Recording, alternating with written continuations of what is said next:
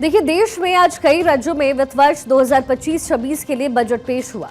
बिहार, झारखंड और छत्तीसगढ़ में आज बजट पेश हुआ है, जिसमें कई बड़े ऐलान किए गए। चलिए सबसे पहले बात करते हैं बिहार के बजट की। बिहार में आज वित्त मंत्री सम्राट चौधरी ने भारी भरकम एक बजट पेश किया।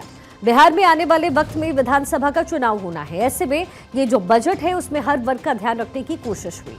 बिहार में इस साल होने वाले विधानसभा चुनाव से पहले नीतीश सरकार का ये अंतिम बजट था। नीतीश सरकार का ये बजट मुख्य तौर से शिक्षा, महिलाओं के विकास और बिहार में उद्योगों पर केंद्रित रहा है।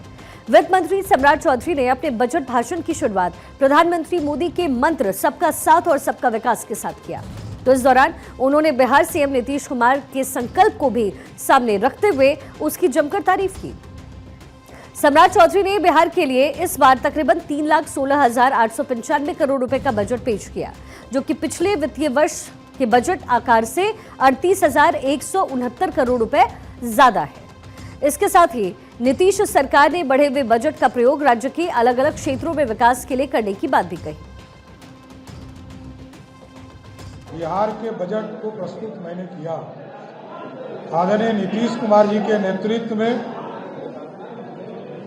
उनके मार्गदर्शन में, उनके कुशल नेतृत्व में हमने वित्तीय वर्ष 2025-26 के लिए 3,17,000 करोड़ का बजट पेश किया।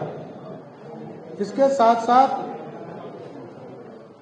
जो पिछले वित्तीय वर्ष का बजट था, उस आकार को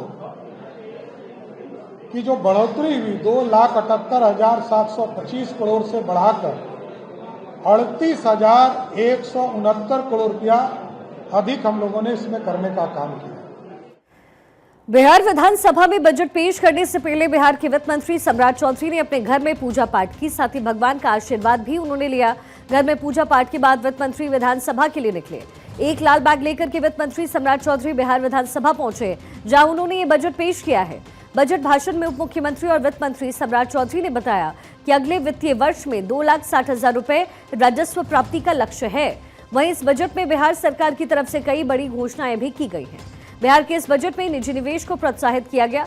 शिक्षा के लिए 60,964 करोड़ रुपए का बजट रखा गया। स्वास्थ्य विभाग के लिए 20,964 करोड़ का बजट का प्रावधान है और इस बजट में गृह विभाग पर 17,831 करोड़ रुपए खर्च किए जाएंगे। वहीं ग्रामीण सड़कों पर 17,908 करोड़ रुपए, गृह विभाग पर 17,831 करोड़ रुपए, ग्रामीण विकास पर 16,093 करोड़ रुपए, ऊर्जा विभाग पर 13,484 करोड़ रुपए, समाज कल्याण विभाग और अन्य विभागों पर 13,368 करोड़ रुपए खर्च किए जाएंगे। 1 से 10 तक के लिए समान श्रेणी के छात्र, अल्पसंख्यक सहित की छात्रवृत्ति को दुगनी की जाएगी। निजी क्षेत्र के सहयोग से राज्य में नए निजी मेडिकल कॉलेज संचालित किए जाएंगे। जो हमारे मेडिकल कॉलेज बने हैं, उसको भी हम निजी भागीदारी से चलाने का काम करेंगे। जिस कॉलेज में दिक्कत होगी नए मेडिकल कॉलेज में, हम उसको चलाने के लिए निजी भागीदारी भी लेने का काम करेंगे।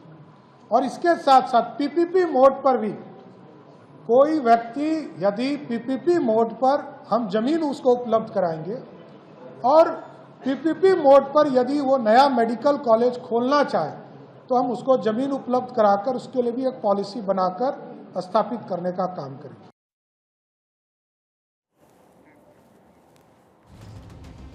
अब इस बजट को रखते हुए वित्त मंत्री ने इस बात को भी जाहिर किया है कि बिहार का ये जो बजट है वो प्रदेश को विकास के पंख देने वाला साबित होगा। बजट में सबसे ज्यादा ध्यान शिक्षा को लेकर दिया गया। बजट में किसानों का भी खास ख्याल रखा गया है। बजट पेश करते हुए वित्त मंत्री सम्राट चौधरी ने बताया कि बिहार सरकार एमएसपी पर अरहर, मूंग और उड़द की दाल खरीदेगी। इसके अलावा पूरे बिहार में कोल्ड स्टोरेज खोले जाने का ऐलान किया गया। इस बजट में महिलाओं को लेकर के भी कई योजनाओं की घोषणा वित्त मंत्री सम्राट चौधरी की तरफ से की गई। वित्त मंत्री ने ऐलान किया है कि राज्य के शहरों में महिलाओं के लिए स्पेशल जिम खोले जाएंगे, जिसमें महिला ट्रेनर्स की भी मौजूदगी होगी। इसके अलावा महिलाओं के लिए पिंक टॉयलेट का भी ऐलान किया गया। छठ पूजा और बिहार में नए एयरपोर्ट को लेकर के भी कुछ अहम ऐलान किए गए हैं।